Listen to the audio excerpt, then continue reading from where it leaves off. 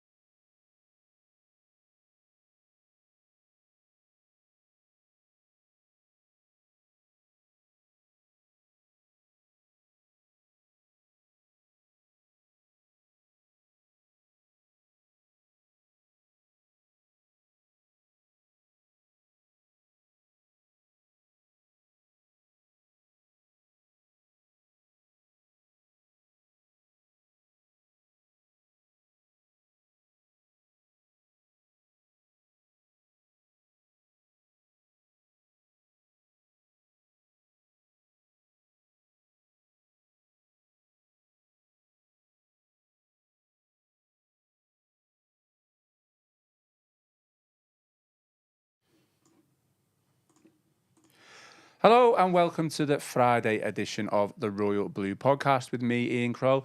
We are live on YouTube, and joining me on today's show, we have the Echo's Everton FC correspondent, home and away, Joe Thomas. Joe, no Everton game this weekend, no Everton game next weekend. We got anything to speak about? Plenty to speak about. Always busy in the world of the Blues, Ian. Never worry about that. Good. Right, I'm just checking that the sound is working because we were on mute for that, so we just had to kind of redo that little intro again. But we're getting comments now to say that the sound is loud and clear. So right, we're all good. We've also got acclaimed author of the book, The End. And several others, you know. Several others. You okay, Gav? Yeah, I'm fine, thank you. I at this two-week break is bad planning, isn't it? You think they'd have a lesson learned, wouldn't they? You know, international break followed by a cup quarter-final weekend. Means we've got this ridiculous situation where we've got 2 games in 5.5 weeks, and then got to play Liverpool and Arsenal in a space of 4 days. That's ridiculous. And I tell you what, if you're the rights holder of the Premier League in this country, you'd be nicely browned off of having 2 whole weekends, wouldn't you? With no Premier League football to show. I guess the timing of the derby is an interesting one as well. 'Cause it's on the Wednesday, isn't it? So both clubs have wanted it to be on the Tuesday, but they've been turned down in their requests. So I think, but both of them wanted, because obviously Everton, Arsenal, I think is the early kick-off next day. Yeah. I mean, actually would have suited both clubs, wouldn't it, for that, because Everton would have had an extra day to prepare for it, and that would have helped Liverpool, who would obviously want Everton. I mean, I think we all think that the title's done, don't we, unfortunately? Yeah. But it would have given Everton an extra day to prepare for that game as well. I guess the argument is that don't get knocked out the FA Cup. But that's not the point, though, is it? There's 84 or whatever it is. No, there's Football League games. There's whatever there is, 12, 13, 14 Premier League clubs applies. So it's just I just think it's bad planning. I can't recall that ever happening before. It may have had, but and I know what you're saying about keeping in the FA Cup, but I just think it's one of these things that's going to become more and more apparent in football, isn't it? The amount of games that are squeezed into a season, and this will get worse and worse. Is you're going to have this type of stuff going on, really, about competing priorities and in the fixture list, and you've seen it already, haven't you, with the removal of replays in the FA Cup. And I just think it's just it's mad, really. No games. I think Liverpool have got 1 game in 5.5 weeks in the Premier League, haven't they? We've got 2. And the next game's the derby. The break has probably come at a good time for them. Well, that's for discussion before the derby, isn't it, really? I kind of wish that we were playing them we'd played them already. Yeah, I agree. Okay.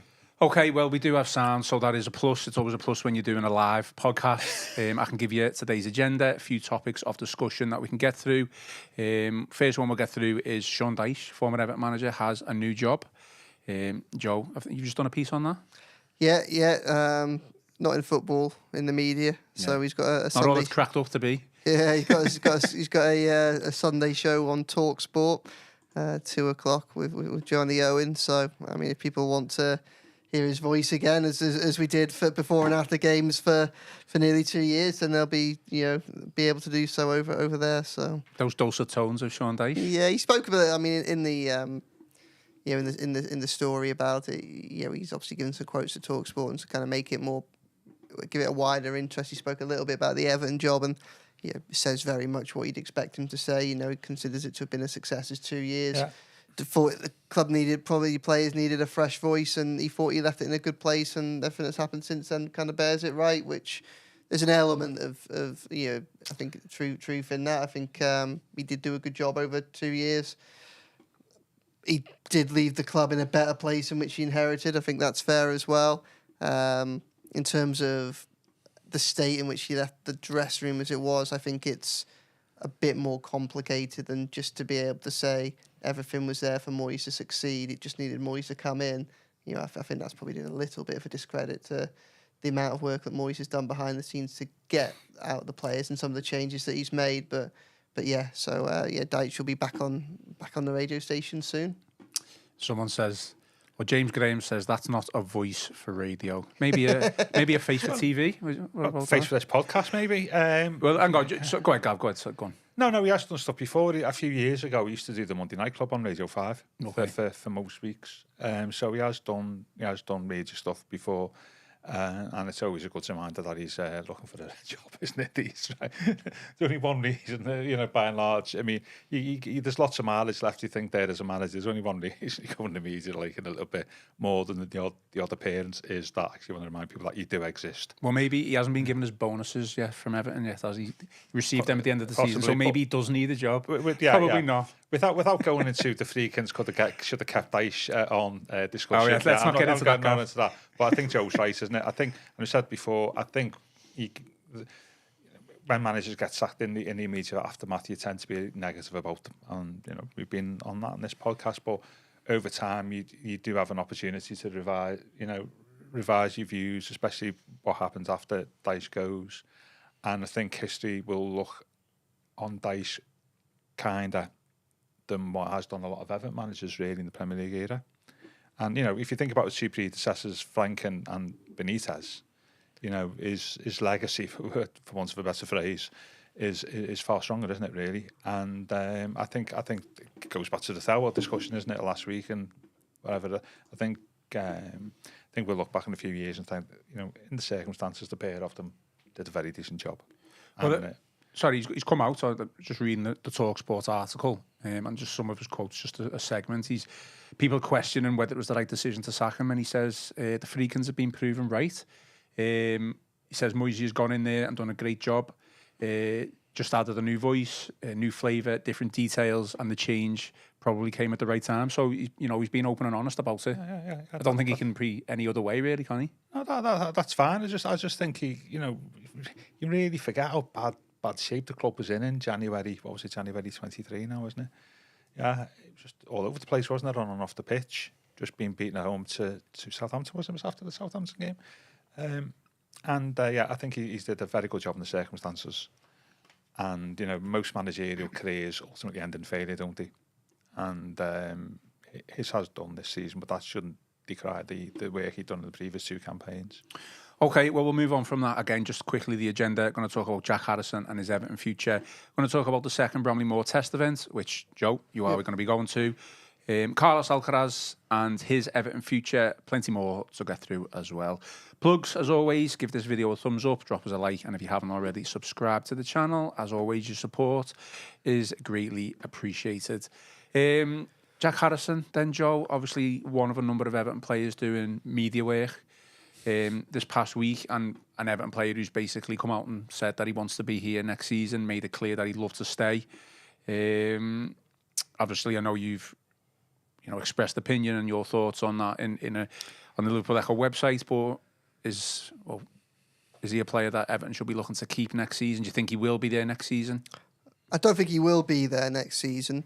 I don't think a decision's necessarily been made just yet, and I think we know that because David Moyes is quite publicly still challenging him and Jesper Lindstrom, the other loanee, on the wings to try and do more to justify both of their desires to stay at Everton beyond this season. I think when you look at them, obviously we speak about Alcaraz later, all three of them have gone on the record saying that they want to stay. Which I think we have to take as a good sign. Yeah. It means that there is plenty of positivity in the camp. I think the reality is a lot of people can see that it's a club that's going forward and they want to be a part of it. And who can blame them for wanting to stay and lay out their claim? Obviously, like Harrison and Lindstrom, and I think Alcaraz is probably already doing this. They need to kind of make their claim on the pitch now. It's the football that needs to do the talking. I think Lindstrom and Harrison have both improved under Moyes. Lindstrom got his first call up to the Denmark squad this month, so first in 18 months or so, I think. He started last night and received relatively positive reception as Denmark beat Portugal 1-0. Harrison is a player that's kind of just started to get a few more games just towards this international break.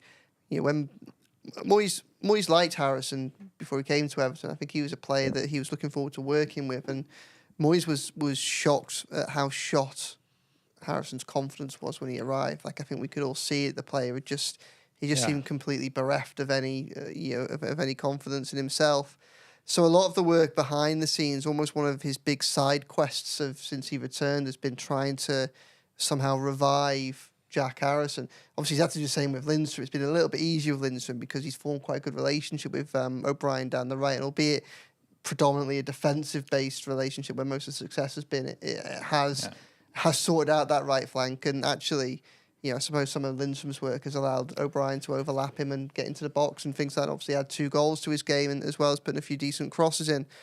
So, whilst that's been going on, he's also been trying to, boost Harrison. If anybody watched the training videos from Abu Dhabi, there's a lot of Harrison. I mean, it's interesting because I think Harrison's must have close to the best first touch in that squad. As a technical player, he really is talented. It's just putting it all together and creating an end product at the end of it, isn't it? That's the issue, and we haven't seen enough of that enough of that this season. But if you looked at Abu Dhabi, there was a lot of, you could see him being really effusive in his praise. You could see they're trying to big him up. And I think that's helped. And I also think Carlos Alcaraz coming has helped Harrison, because I think that because Harrison is one of few people who can speak Spanish in Finch Farm because he's got a Costa Rican girlfriend. It's almost like it's given him a reason, it's given him something else he can latch onto where he can show, I'm of use to this dressing room. By being Alcaraz's translator, it's almost given him a foothold back in the camp, and from that he's gradually climbing back into the team, and his performances are improving, albeit just a stress. I don't think they're good enough at the minute to warrant making it permanent. Where I kind of, I wrote the story yesterday, and my comments, my notifications are just filled with people saying that he's not good enough and he shouldn't stay, and I think that's a little bit harsh. Like I think we kind of just touched on this last week that Everton need a better squad. But one thing that they are going to need going forward, because it's one big thing that they haven't had for 2 or 3 years, is actually having a squad, and that means having squad players. And I think that with someone like Harrison, I think if he was to have a good end to the season, I think there's clearly a deal to be done with Leeds for him, whether they come up or not. Obviously, if they stay down, then I think the clause will still be there in his contract, which means he can come out on loan to a Premier League club. So Everton would potentially be able to exploit that. I think if they come up, I think they're a club that have moved beyond Jack Harrison now. So I think that there would probably be the option for a conversation there that would get him on a relatively cheap price if everybody was open to it. And I just wondered where I do see some value in potentially keeping some of these players that are out of contract is Everton have got an awful lot of work to do this summer to create a squad, to get from the 12 or so senior players that are going to be left on contract to a squad of 22, 23 senior players who you all think can do a job if needed, or even if it's just 10 minutes off the bench. Then if they don't kind of turn to some of the players they've already got there, then they're leaving themselves an awful lot of work to do. I think Everton need probably 2 right wingers to sign in the summer. I think that's an area that you really need to address.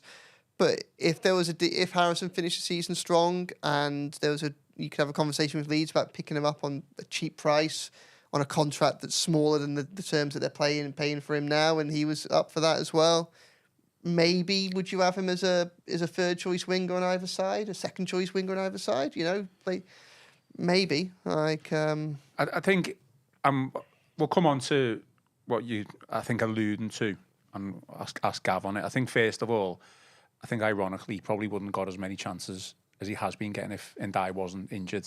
That's for me. Yeah, that's true. Yeah, I think he probably maybe have played a little bit, but certainly not as much if Ndiaye wasn't injured. I think Moyes has alluded to this himself, and Joe said it, end product.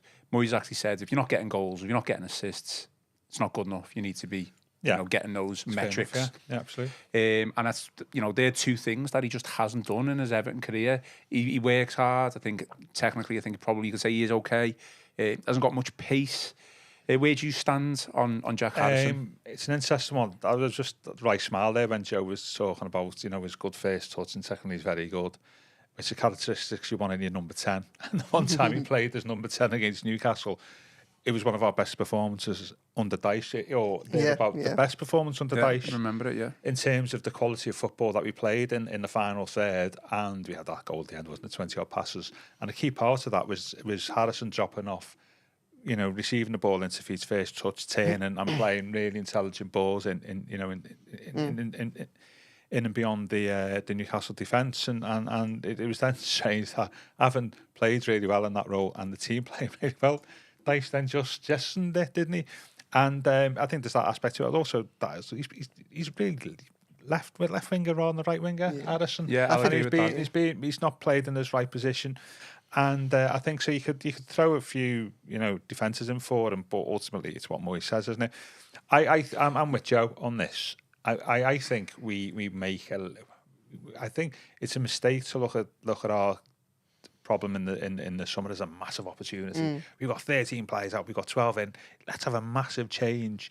You just want progression, don't you? A gradual progression. You don't want some seismic shift into the in the first team squad, because that gives you in the problem of integrating half 50% of the squad into in one season. I know what history shows you. That never ever works. You're almost going to have that anyway. Yeah. What you want, what you need to do within that is keep some of the 12 who are out of contract in the summer or on loan. Is you want that for continuity purposes. Yeah, bring in other players, but you don't want to be bringing in 12 because that's just too much. And as Joe said, we haven't got the bandwidth. And I think that there's therefore opportunities, I think, for 4 or 5 players within that group to stay. I mean, there's some that you want to stay more than others. Garner gave you an example of that.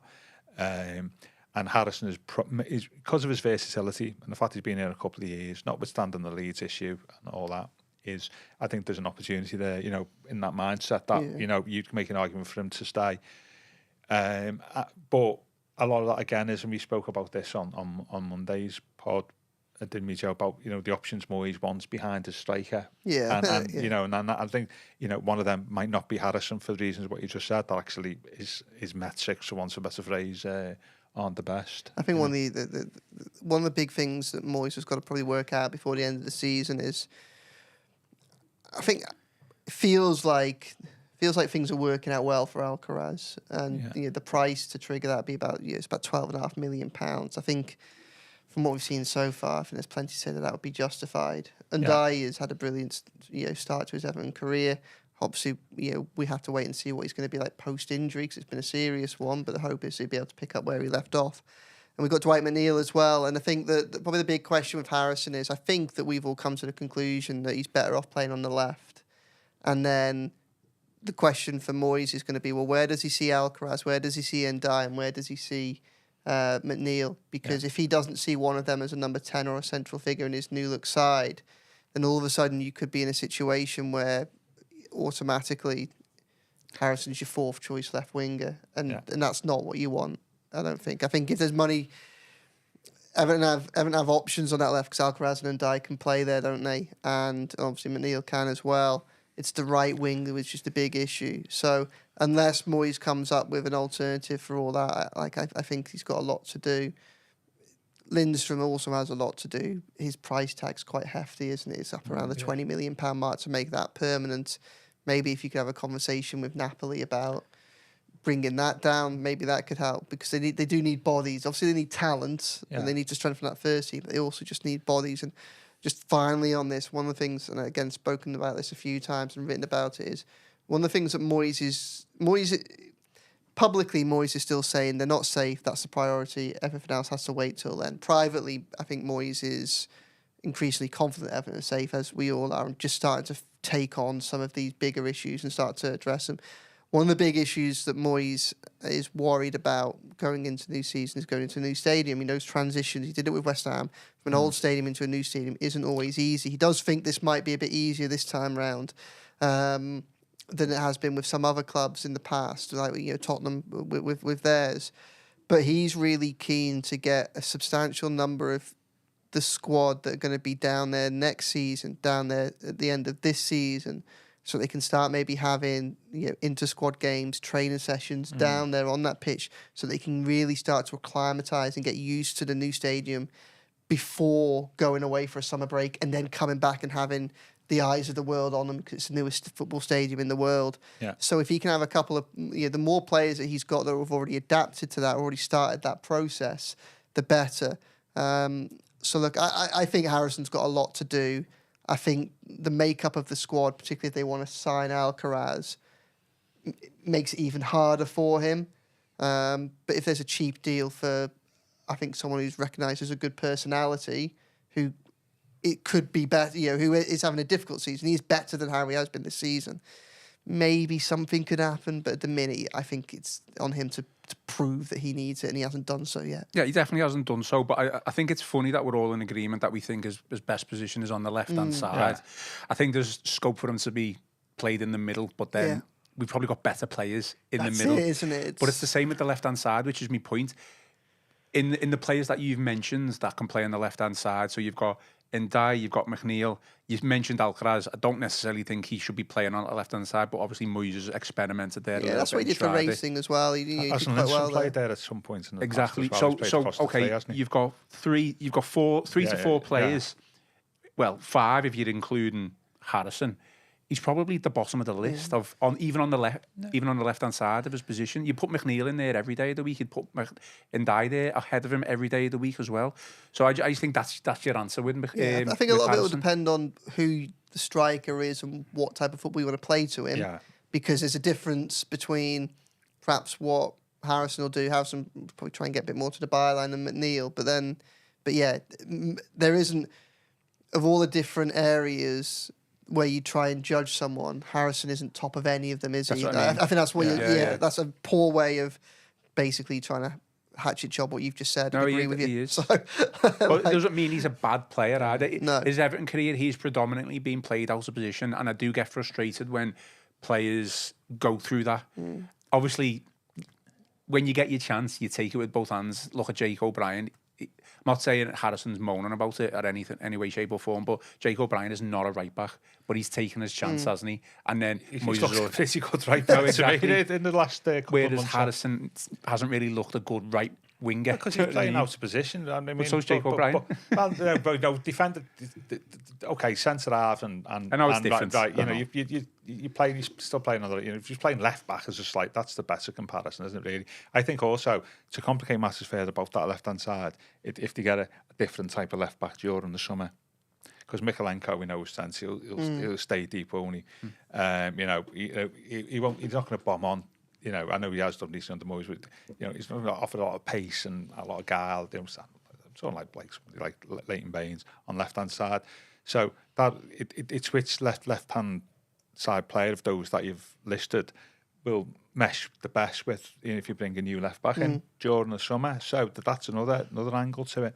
It's interesting. At least we've got options, which is not what we've had for the last couple of years. And I think it would be interesting to see. But I do think a lot of this depends on what happens about buying permanent deals elsewhere. And who exactly. I don't think it's a decision that needs to be made now. Go on, sorry. I was going to say what happens to Leeds as well comes into it. Yeah, what I'd like to see over the course of the next couple of weeks is I think we're all Even me, I'm pretty much saying we're safe, so we are safe. Yeah. I think Moyes kind of didn't have many options against West Ham, did he? So that's why Alcaraz kind of started on the wing. But you could say that was a experimentation. I'd like to see a little bit of experimentation over the next couple of weeks. Maybe not in April, but April and beyond. And I'd like to see Harrison given the opportunity, if Ndiaye was to come back in the middle and see what he can do in the middle ahead of the likes of Decore, Alcaraz. But if Alcaraz we'll come on to him now, but if he's going to play well, he's probably going to cement his place, Alcaraz, as that number 10, and that's what you would expect. Yeah, well, Alcaraz, as I say, he's done more than I think any of the other loanies have to suggest that he might be kept on. Again, something we've spoken about, but it's just funny, isn't it? He's 4 clubs, 2 different continents. He's been in the Premier League and before. Clearly, someone with a lot of talent that struggled to find a home, and it just seems to just fit so well. Alcaraz and Everton, everything just seems to work. He wants to stay here as well, and for that price tag, it just feels like a no-brainer. What is the situation on that then, Joe? Because we did a piece earlier in the week. I think it was Matt Jones, basically saying Flamengo's sporting director, so obviously his parent club. He's kind of come out and said there's a number of Premier League clubs interested in him. Have we not agreed a fee? Well, we have, there's a fee agreed, but basically Everton have to trigger it by starting him a certain amount of times. Okay. So I think it's up around 8-9 times. He started 3 times so far. So basically, it's an obligation to buy if Everton start him enough times. So, and the fees, I think it's about 15 million euros, so about £12.5 million. So obviously Everton can take the equation out of everyone else's hands. I think we have to be a little bit careful around what the Flamengo boss is saying there, because obviously he's trying to engineer a better deal as possible. Because I think one of the concerns from Flamengo is that what Everton do is don't trigger the loan deal, but work on the basis so that Flamengo are happy to sell Alcaraz. So don't trigger it, then go back in and say, rather than 12.6, we'll give you a 9. Thinking they'll do and Flamengo might say yes, but then all of a sudden they're down £3.5 million what they were previously. So I think I wouldn't be surprised if Alcaraz is picking up attention because he's playing well for Everton. But 2, I'd take those comments with a little bit of a pinch of salt, because he's probably hoping that there is competition. It's in his interest for there to be competition, so a deal can get done quicker at the best price for Flamengo. Yeah, obviously the Flamengo sporting director just playing a little game there. You would expect. I mean, I was quite critical of him actually after the West Ham game because he missed that gilt-edged chance at the end. I was a bit disappointed. He still had a good game. He put the pre-assist in for O'Brien's goal as well. That was a fantastic ball over. I think the point I was getting at, Gav, was, when you don't play well and then you get back in the game and then you have another chance right at the end, it doesn't matter who it is, whether they've played well or not on the pitch. You want that player to be taking that chance. That's, no, I'm not. Look, I'm not being overly critical. On the basis of one chance, are you? No, of course not. I've just said he had a good game. What I'm saying is, I think I mentioned this on Wednesday in the pod with Connor. If that was a Harrison or a Beto, they would have been absolutely slated for that, wouldn't he? Well, he's had criticism off you.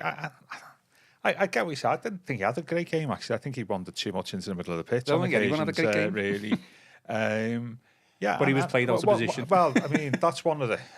Well, this is one of the things, isn't it? If you were him and we had the conversation with Moyes, first thing is what's the first 2 things players ask for when they move? Money and where you're going to play me on the pitch. That's the first 2 things they ask, the respective club. And I think there'll be a conversation with Moyes. He says, I'm going to come here, but you're going to play me in, behind, as a number 10 or whatever behind the striker. I don't want to be shifted out to the left wing. So that would be part of the conversation. I don't think he'll just come here just to be, moved around the 3 behind the strike or whatever formation Moyes plays. I think, if you were him and the club wants you dearly, I think he'd be saying, listen, I'm coming, but you've got to play me as number 10. Yeah, I'm not so sure about that. I think he's played left wing in the past. I think you've got to remember with something like the West Ham, you've got to remember the players he's played alongside. You would think that Everton... Mikalenko's a decent defensive left back, but you would think that Everton would look at having another option there next season. So they might have someone there that can provide him more support going forward, make the overlapping runs to give him a little bit more space. If he's playing with Ndiaye as number 10, I get that. I get that, Joe. Yeah, that's a fair point. And also, I mean, it was quite exciting, really. You could imagine. I mean, haven't really seen him die in the number 10 role. It's something I've been pushing for all season. But like, you could have Alcaraz on the left and die in a number 10, and they could change, couldn't they? Change around, it give Everton a degree of flexibility and keep opposition teams on their toes, wouldn't they? I think what we need to be careful of in the past, whether you agree, I don't know, but Moyes loves a good utility player who could play across 2 or 3 positions, and I think it works to an extent for some players. I think obviously the case in point, Jake Harrison, sorry. So Jake O'Brien. Wow, I'm all over the place. I tell you what, merging plays together. Get halfway through the international break and his head's Why didn't you gone. just call him Harrison O'Brien and just get it out? We got a Harrison Armstrong. Well, we are going to discuss Harrison Armstrong as well. Absolutely. Who am I speaking about? Jake O'Brien. There we go. Good utility player. You said about good utility players. Yeah, so there's an example absolutely. of that. I don't really see Alcaraz as a utility player. I think in the times that he's played on the wings, I don't think it's really worked. I think it proved that when he came on for those few minutes in the derby and then it changed over. I think Moyes quickly changed it. We scored the goal. I think West Ham, no one was up to scratch, to be honest. But again, he started on the wing and I don't think it helped. I think his position's quite clearly behind the striker. The amount of times he wandered into that pitch, I get Joe's point about it's a bit like Pienaar, isn't it? He wasn't a left winger, but he'd move inside into that area of the pitch and Baines a bomb on. So you can have a bit of both, can't you? But I see him more as one I've seen as a central player. What about further back as well, as someone who could maybe control the play a little bit more? He did further that back. In the derby, at the end of the derby, he was basically playing he number did 6, he wasn't did a good job in that against Palace as well. It was really good, and also against Brentford away as well. Like, I mean, there's a degree of maturity there. Like, he's obviously got a very good footballing brain on him. He's obviously willing to get stuck in, and that all helps. He's got a bit of feistiness, and there is there's obvious comparisons to Cahill there, I think, and in terms of the way the fans look at him and his attitude on the pitch. And he'd be one that I'd be, as much as you've got doubts about Harrison, he'd be one that said if he was available, we can do the deal, I'd do it. Absolutely, all day long. I think so. I mean, obviously can't spend money you don't have and things like that, but like, just don't mess around and that. Don't give someone else the opportunity to come in and it goes back to this continuity thing I was talking about. Just don't throw the baby out with the bathwater during the summer. Love that saying. Yeah. I wasn't really going to bring this up, but I will, because obviously Jack Harrison was doing club media, and the fact that we spoke about Sean Dyche. Some more quotes where he's speaking about David Moyes, Joe. So he says, I think the manager has offered a bit more detail in terms of what he wants from the players, so it's good to get that clarity. I'm feeling in a good moment, and a lot of it is down to the manager, while some of it is myself doing things off the pitch. Is that another player coming out with a little subtle dig from the previous regime? Yeah, I mean, to some extent, I think, like we said at the outset of this podcast, I think Dyche deserves a degree of credit. I think not even I think Dyche deserves credit for what he did at Everton in very difficult circumstances. But I think it's also very clear to see that the way in which he approached it probably has a shelf life as well. And we'll probably reach the point, and maybe it was in the summer as opposed to this January, where his approach had gotten everything it could out of this squad, and then was the time to maybe. I can understand why they didn't, bearing in mind all the stuff that was still up in the air around the club at the time. But maybe that was the time when things started to kind of turn a little bit. But yeah, look, I think one of the things that I keep saying is that when Dyche was there, his approach to training was very much or his approach to football was less tactics and more numbers based. If the players run a certain amount of distance over the course of a game, then the odds, if they get a certain amount of balls into the opposition box, if they win a certain amount of their duels, then his experience will tell them they'll pick up just about enough points to do just about the bare minimum of what they need to do, which is stay in the Premier League. And it was all about hitting those, consistency and making sure that you look at the stats from that point of view. I think Moyes is adding a degree of, I think he's refining things a lot more. He's also having longer training sessions in some respects, Moyes. It's weird. Moyes isn't slacking with them, but what he is doing is he's mixing it up a little bit more. So like the carrot and the stick is almost more pronounced. So like what he'll do is sometimes he'll have longer training sessions they perhaps had under Dyche. He'll make them work maybe as hard as they were doing under there, but then he'll balance it out by, obviously they'll go to Abu Dhabi for the warm weather training camp in that little window, which wasn't really a break, but he managed to squeeze it in, and you can see they had a good time out there, as well as it being useful to keep the energy in their legs. It's like they've had all this week off, the players as well, so it's very much a case of it probably hasn't changed hugely, but Yeah, a little bit of energy, a little bit of enthusiasm, a little bit more kind of going back to those videos in Abu Dhabi. He's so effusive with his praise. I think he worked on the psychology a lot, with the confidence of the players, and I'm not sure that Dyche did that in quite the same way. Players do speak positively of Dyche, and young players do as well. We'll come on to this later. I've had a good chat with Lewis Warrington, that's in the paper today and online, and and I've speaking to him and quite a few others. They were actually they were more positive around Dyche than you think they might be, because we're almost looking at young players not really getting a chance, getting on the bench loads and barely coming on and things like that. And you think, does he trust them? Are they just there to make up the numbers and that? But it's very clear that actually, behind the scenes, I think there was a kind of paternalistic approach, and there was an attempt to kind of genuinely work. Dyche is very big on player welfare. And I think it's something that it's very difficult to kind of see what we see of him and then imagine him being that big on that stuff behind the scenes. What do you mean by player welfare? Like kind of, protecting the psychology of his players and, trying to get them to zone out for things like criticism from outside, in the media and things like that, or from fans and on social media, and just trying to give players everything that they can, everything that they need to try and be as successful as possible. The game has changed a hell of a lot, hasn't it? So the way it's covered changed a hell of a lot. Exactly, and I think he's probably a little bit more tuned into that than we would be able to tell from what he says, because obviously he wasn't someone that liked to discuss a lot about what he was actually thinking. Yeah. But it's clear that Moyes' ways have come as a real kind of like a positive shock to a lot of that dressing room, I think. Change needed to happen there. Dyche reflects it himself. It has happened. Everyone's better off for it. Which Dyche has admitted. Isn't it? It is reflective of the results as well. I think you can't say otherwise. Moving on, another player on club media duties, and you could argue he's fighting for his future. He's barely played for Everton this season, is Yusuf Shamiti. Is he fighting for his future? This is what I'm going to come on to. He's the future, isn't he? This is what I'm going to come on to. Little cameo, thought he did okay. I think me and Connor discussed this on Wednesday. Obviously, Breuer came on as well. I suggested I would like to see more of Shamiti. I think I would like to see Shamiti do more, as in, I'd like to see him do better than Breuer, because he's our player. Yeah, absolutely. And we don't know the uncertainty of Breuer's future with Everton. Obviously, he's probably going to go back to Chelsea and would have to pay a lot of money to get him. And his injury record, which Shamiti's been injured. Yeah, well, okay, the question is he fighting for his future under a new manager? Or is he? No, I think he is the future. Just on the side there, Joe, that reminded me. When you're talking about Dyche is saying, but you have to do so many sprints a game.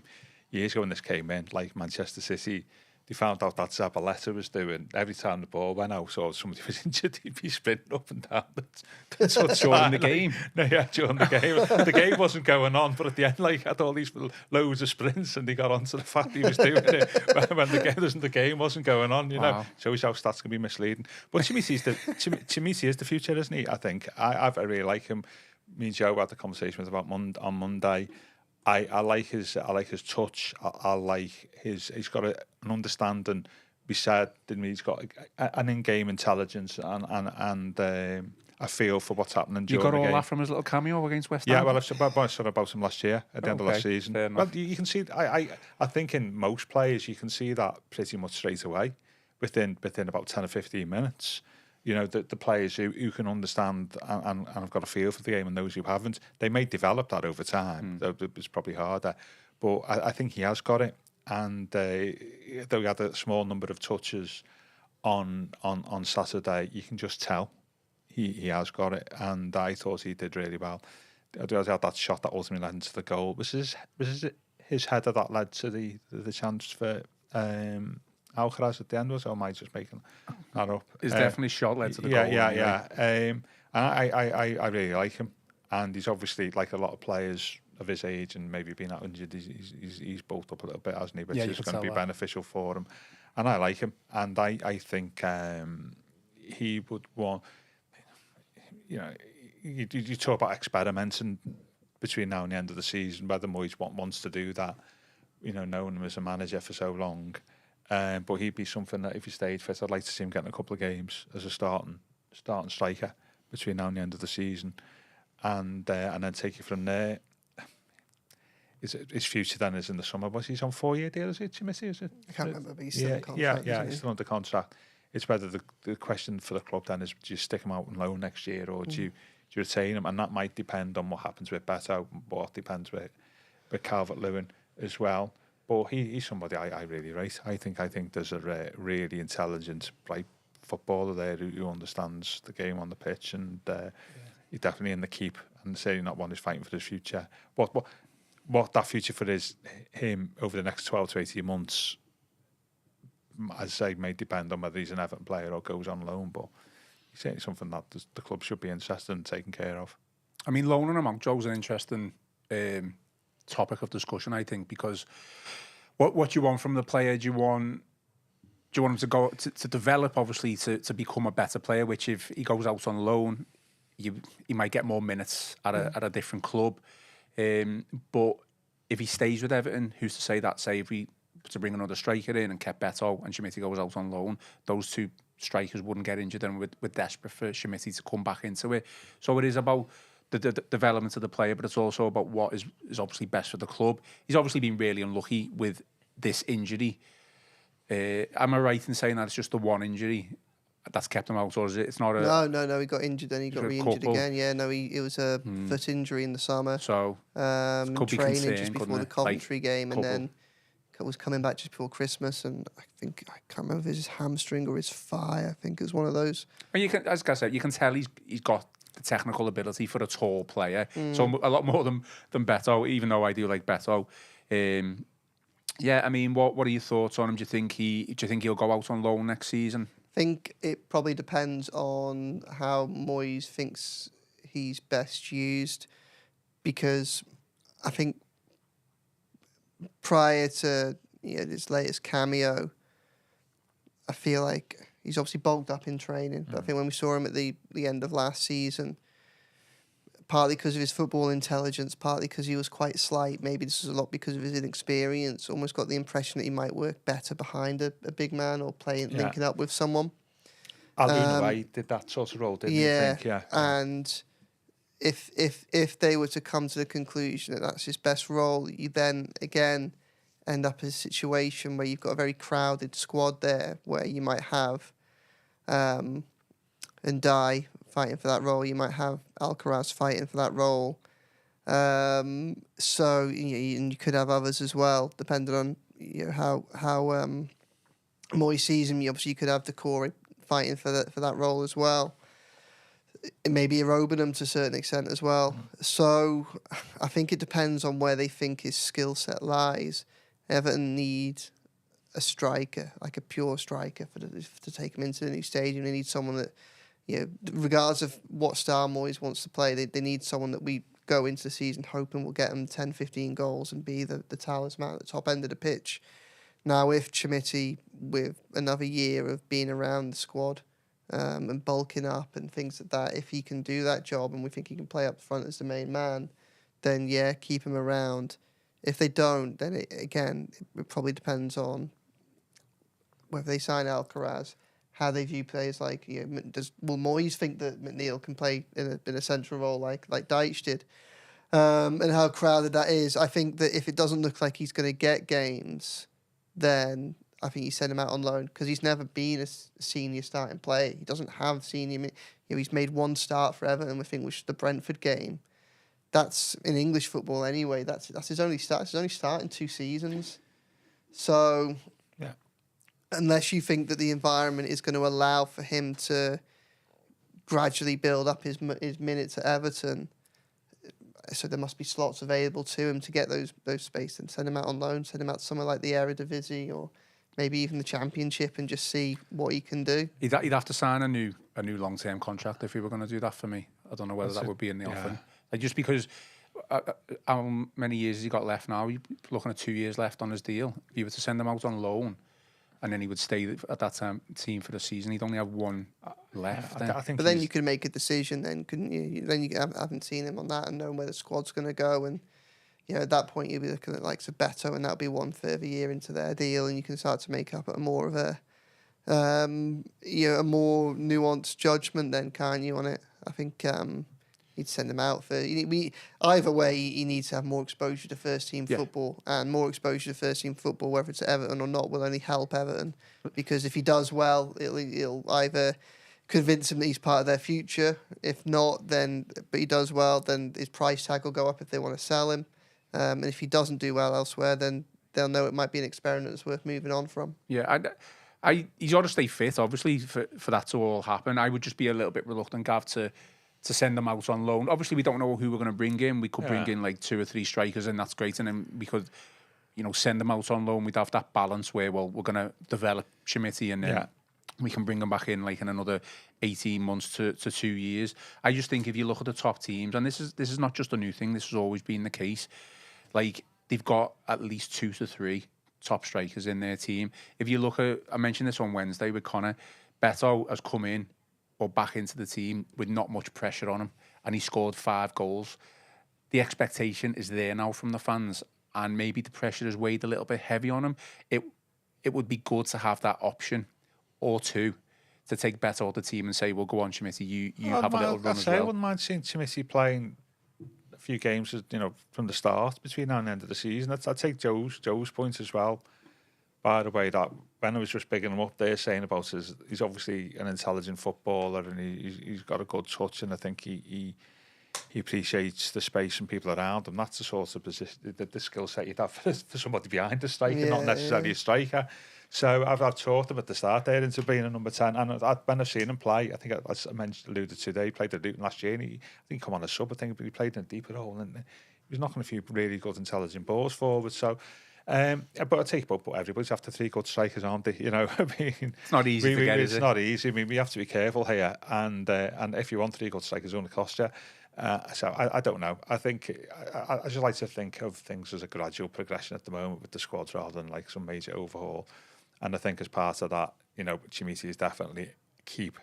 I do, whether he stays with us or goes on loan next year. I could see him going abroad rather than the Championship. To be fair, I think that will depend on what other business we do elsewhere, or could depend if he comes in at the end of the season, has 3 or 4 games, and he looks really good, and it shows progression from last season. You say, well, tell you what, keep this lad and play next season. So yeah, there's several options there with Schmitty, isn't it? But where he plays and who he plays for. But he's definitely somebody that I'd like to, keep the Everton links with.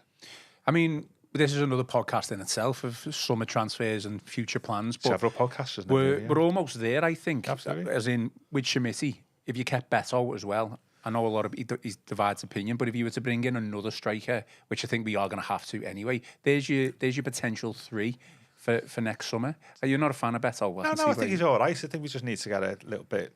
Don't get overboard over the 5 goals in 4 games and stuff. He's still got his limitations as a player. Do you think if they had an offer for Beto in the summer, they'd take it? Oh, it depends what it is. If somebody came in with a decent offer, I think so. I think so. Yeah. I don't think they'd absolutely. If it me, I wouldn't like to see a position where the club desperately want to cling on to Beto. No, I don't think compared to me, say, I think if they get an offer that they can work with during the summer, I think they'd accept it. To be honest with you, I think if Breuer and Schmitty, who are quite clearly going to be wrapped in cotton wool for at least the first couple of weeks, if they start getting more minutes, it'd be interesting to see who comes out on top of that battle. Until the end of the season. First 2 weeks, what now between now and the end of the season? Well, yeah, just like some sort of X Factor type striker. Well, it's all experimentation, isn't it? Let's face it. And Moy said at the start of the West Ham game or before the West Ham game that they were only going to get like 5-10 minutes anyway, which is what they got. I think that over time, if they stay fit, their minutes will increase. I think the problem is Browy's fitness record is far more.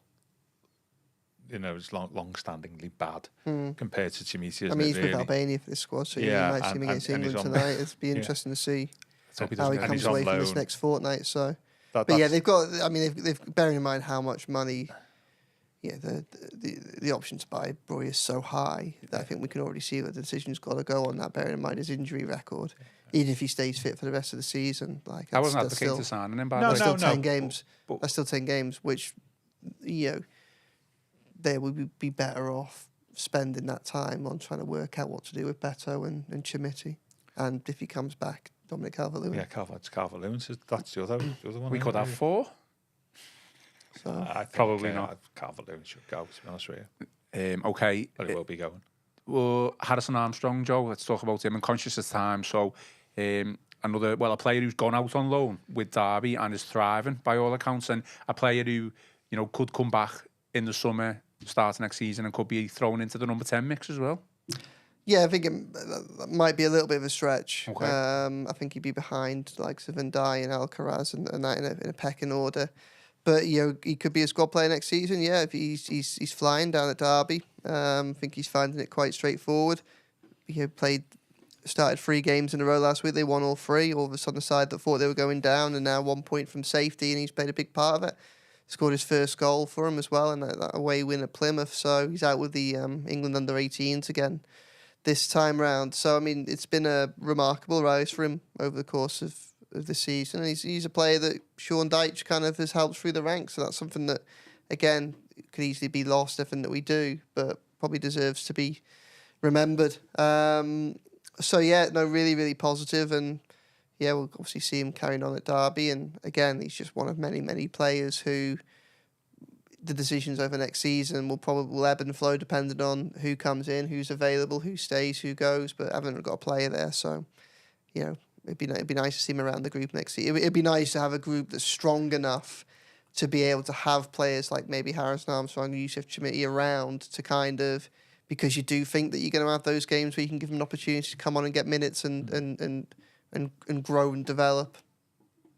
Sorry, my eye went to the comments, and there's a bit of a debate going on. You can tell how much people are enjoying our podcast about Monster Munch. Oh, right. Space Raiders and Quavers. So I haven't read the comments in full, but there seems to be a debate going on about those 3. What's your favourite crisps, Gav? It's not Quavers for the simple reason that when I was 9, I ate one afternoon in friends of my mum and dad, I ate a load of Quavers, then went on a swivel chair round and round and round, and it didn't end well. And so I've never had a Quaver since. Wow. So my wife loves Quavers, but no, childhood experiences, massive effect on you. I've never had a Quaver since 1975. That's a bombshell and a half, that, Gav. Yeah. Okay. Bramley-Moore second test event. Joe, will come on to you in a sec, but Gav, obviously, you're not going, are you? No. You going? No. I think another big weekend, regardless of no game.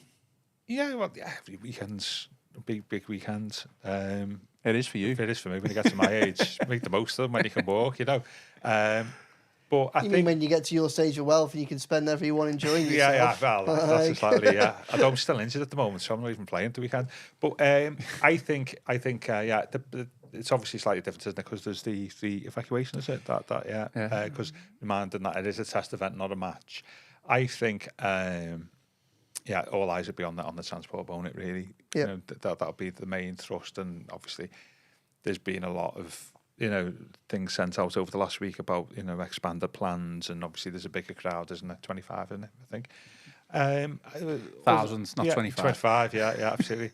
And so it's essential as part of the getting various safety certificates and all that type of health and safety stuff. It's vital that the club do that. So it will just be interesting to see what happens, and if any, and that's what test events are for, that the lessons learned from the first test event are brought forward and resolved in the second test event.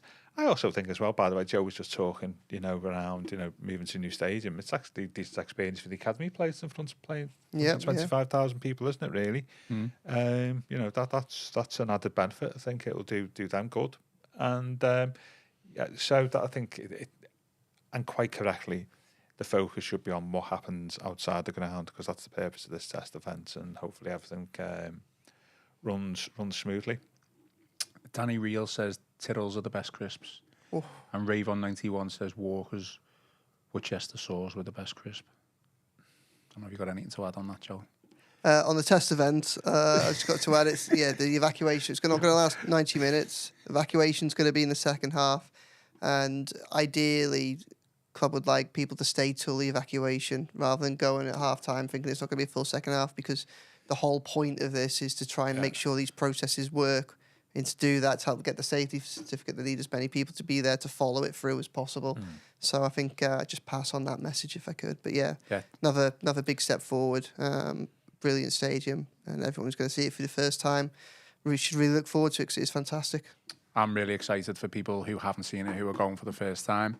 Obviously, me and Joe were there for the first one, and I think it's going to be a bit different, isn't it? Obviously, people are probably going to get to the ground quite early, but it's going to. Am I right in saying all 4 stands are going to be? Yeah, I think all 4 are being used. Yeah, so I'm in the east stand. Cool. All right. Well, we'll finish off on Lewis Warrington. Joe, you did a piece. Well, you had a chat with Lewis, former Everton player, and it was basically talking about one of the things was his emotional decision to leave Everton. So yeah, do you want to? It's on the Liverpool Echo website, so you can go and read that now. But do you want to just go into a little bit? Yeah, I really like Lewis. Really enjoyed kind of watching him finish off his years at the academy with the club. Went out and saw him in America. Frank Lampard took a shine to him. Played in both games out there. And then obviously made his debut on the Lampard at Fleetwood in the Carabao Cup, then joined Fleetwood. So he went from learning under Lampard to learning under Scott Brown. So for a midfielder, that's 2 really, really, big names to be able to pick up your trade from. I remember going out there and watching him up there for that, and he was doing well. And of course, I think back end of last season, I think he was in the squad 6 in 7 games just towards the end, and it kind of became a running theme as to whether or not he'd make a Premier League debut before he left, and thankfully he got that moment in Sheffield, that home game against Sheffield United, the win, the penultimate game of the season, which I thought was a really nice moment, probably one of the highlights of last season. I thought that he's a local lad, he'd been in the academy since the age of 6, Everton season ticket holder, felt like there was a lot of people invested in that, and when he got on, it was brilliant to see. So he left in the summer, basically he said he had the option to stay, but for a player that spent a lot of time, his tail end of his academy years in the Football League, going out earning senior football experience, I think he knew that he needed to go out and do that again and maybe kind of build his career through the Football League pyramid. So he went out to Leyton Orient, where things haven't quite worked out for him. So he's at Salford now. So I went over to Salford after their training last week and sat down with him for half an hour. Really nice lad, really mature lad, speaks really well, made a lot of wise decisions, I think, already. Having a good time at Salford at the moment. They had a big win away at Grimsby the other day to kind of rejuvenate their playoff hopes, and he's hoping he can repay the faith that they've shown in him by helping them get into the playoffs and maybe make that step into the next division as well. So yeah, I think it's really good chat with one of our own, really. So I'd urge people to go and take a look at it, because I think he's a player that we should all want to succeed, and he's a nice person as well. So I think it's worth adding here, isn't it? I think when people have been in the academy and come out of it, so they get, I won't say rejected by Everton, but they move down into the Football League. There's a feeling that you've somehow failed or you are not good enough. But it's worth remembering that only 10% of elite academy, that's not all the academy, only 10% of elite academy players play more than 20 games in the Football League. So you are at that level a top player. If you're coming out of a Premier League academy or anybody, and then having a forge in a Football League career, that means at your age group you're a top player. Yeah, and this is a lad who should do that. You're not somebody who's failed because they're not good enough for the Premier League. No, this is a lad who's 22 years old and got 100 senior games, including one in the Prem now. So that when we talk about academies and all that type of stuff not working, to make that happen and give somebody a career lower down in divisions and an Olympic career, which even at that level can be very lucrative. It's a success. It's what academies are there for. I think I've got a lot of time for people who do take the chance and have a really good career at lower league level. And some of them come back up and played in the Premier League, haven't they? Who've been at the club. And I think that's really good, and it was good stuff with Joe. Okay, any final thoughts? Score predictions? Well, for Sunday. Interesting one, isn't it, with the evacuation? I don't know what to make of that, really. I mean, what respect? No, it's got to be done. I'm just thinking it's just an interest. Did Tottenham have to do anything like that with their new stadium? Well, I'm sure they would do, because I think it's all part I'm not questioning it. I don't know, it's a weird... I'm not questioning it. I just, when I saw that, I thought, wow, that's It's a weird one, like, but I get it. Obviously, I completely get it. Any final thoughts, Gav? No, I can Any tell you more about crisps? No, I about my sprouts when I was a kid, but you don't hear that story No, either. no, Yeah, no. yeah. Terry Dactyl says, I like Piper's crisps. It's Chris Smith. Kettle crisps. Yeah. Sean Mitchell, anything with prawn cocktail flavour. Roy Keane would have something to comment on that, wouldn't he? He probably would. Yeah. Actually, just one thing worth mentioning. I'm gonna do a spoiler for Chris Beasley, Everton reporter, spoke to Henry Winter about his Goodison memories. So Henry Winter, high-profile journalist, and that interview is going to be out either Monday or Tuesday. We just haven't decided And yet. collaborator with the forthcoming Duncan Ferguson book. He did, Yeah. which is one of the other reasons why Chris managed to speak to One him as well. of football's more interesting publications this calendar year, isn't it? Really? Definitely. Yeah. So Henry, his interview with Chris is going to be out Monday or Tuesday next week on Goodison Memories. I haven't actually listened to it yet, so we'll see what happens. Okay, that is final thoughts. That is all for today's show. Please remember to give us a like and subscribe to the channel. Drop us some 5-star reviews on Apple and Spotify. Most importantly, enjoy the rest of your day and enjoy the rest of your weekend. I've been Ian Croll, joined by Joe Thomas and Gav Buckland, and this has been the Royal Blue Podcast.